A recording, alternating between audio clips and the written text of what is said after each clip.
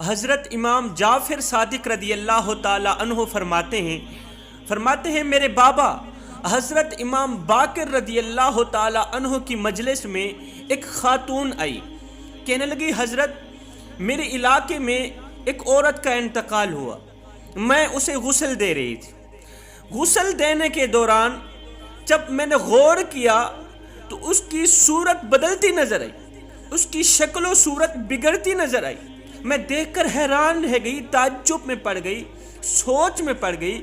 کہ یہ عورت تو نمازی تھی، نماز بھی پڑھتی تھی، قرآن بھی پڑھتی تھی، تہجد گزار تھی۔ حضرت مجھے بتایا جائے کہ آخر اس نمازی عورت کی خوبصورتی بدصورتی میں تبدیل کیوں ہو گئی، اس کی شکل بگڑتی ہوئی مجھے محسوس کیوں ہونے لگی۔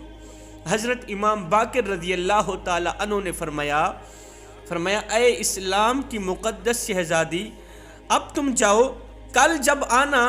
تو اس عورت کو ساتھ لے کے آنا جس عورت نے اس مردہ عورت کے ساتھ کافی وقت گزارا ہو، اس مرنے والی عورت کے ساتھ جس عورت نے وقت گزارا ہو نا، اس عورت کو میرے پاس لے کے آنا، میں اسی سے اس سوال کا جواب لے کے دوں گا۔ یہ عورت گھر چلی گئی۔ دوسرے دن اس کی ماں کو حضرت امام باقر رضی اللہ تعالی عنہ کی خدمت میں حاضر کیا۔ حضرت نے پوچھا، ماں جو کچھ پوچھوں گا سچ سچ بتانا، وہ تیری مرنے والی بیٹی، اس کی زندگی کیسے گزری، اس نے اپنی زندگی کیسے گزاری، اس کی جوانی کیسے گزری، اس کا اٹھنا بیٹھنا کیسا تھا، مجھے بتایا جائے۔ اس بڑھیا عورت نے کہا، اے نواسہ رسول، آپ کے آگے جھوٹ بولنا فضول ہے، آپ کے آگے چھپانا فضول ہے۔ دراصل وہ جو میری بیٹی تھی جس کا انتقال ہوا، ایک تو بد اخلاق تھی، اس کا اخلاق اچھا نہیں تھا۔ گرد و نواح رہنے والی جتنے بھی ہمسایاں عورتیں تھیں، اس کے مرنے کی دعائیں کرتی تھی، یا اللہ یہ بد اخلاق عورت کب مرے گی۔ حالانکہ وہ نمازی بھی تھی، پرہیزگار تھی، تہجد گزار تھی، لیکن بولنے کی تمیز نہیں تھی، اس کا اخلاق اچھا نہیں تھا۔ دوسرا، وہ شوہر کے آگے چہرہ بگاڑ کے رکھتی تھی، جب بھی شوہر اسے دیکھتا تو وہ شوہر کو پریشان ہی کر کے رکھ دیتی، شوہر کو غمگین کر کے رکھ دیتی۔ جب بھی شوہر اسے محبت بھری نظروں سے دیکھتا، ہر وقت شوہر کے آگے چہرہ بگاڑ کے رکھتی تھی۔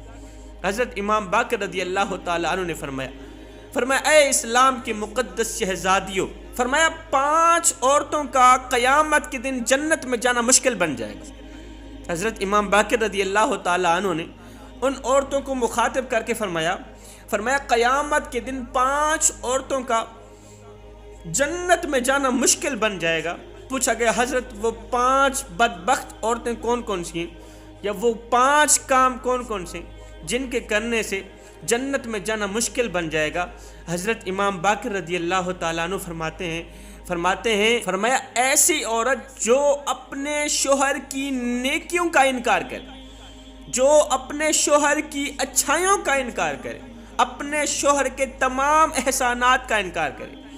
رسول خدا صلی اللہ علیہ وسلم نے فرمایا ایک عورت شوہر کے ساتھ کئی سال زندگی گزارتی ہے،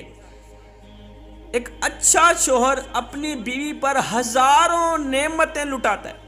ہزاروں کروڑوں نعمتوں کی بارش برساتا رہتا ہے، لیکن جب وہ غریب ہوتا ہے، جب اس کے ہاتھ سے مال چلا جاتا ہے، جب وہ غریب ہو جاتا ہے،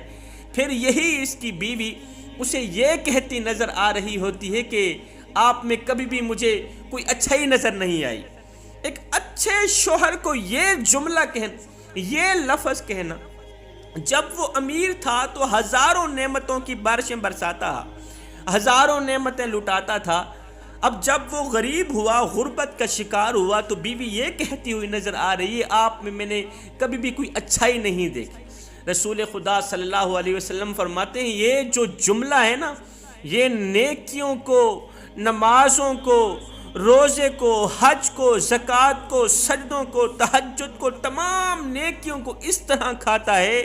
جس طرح آگ لکڑیوں کھاتی ہے۔ عورت کا یہ جملہ، ایک اچھے شوہر کو یہ جملہ کہنا کہ میں نے آپ میں کبھی بھی کوئی اچھائی نہیں دیکھی۔ رسول خدا صلی اللہ علیہ وسلم نے فرمایا اگر کوئی شوہر اپنی بیوی کو محبت بھری نظروں سے دیکھے، پیار بھری نگاہ سے دیکھے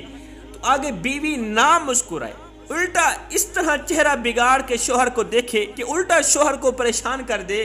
فرمایا ایسی عورت پر اللہ تعالیٰ کا غضب پڑتا ہے، ایسی عورت اللہ تعالیٰ کے غضب کا نشانہ بنتی ہے۔ دوسری وہ عورت جو اپنی زبان سے اپنے شوہر کو دکھ دیتی ہے،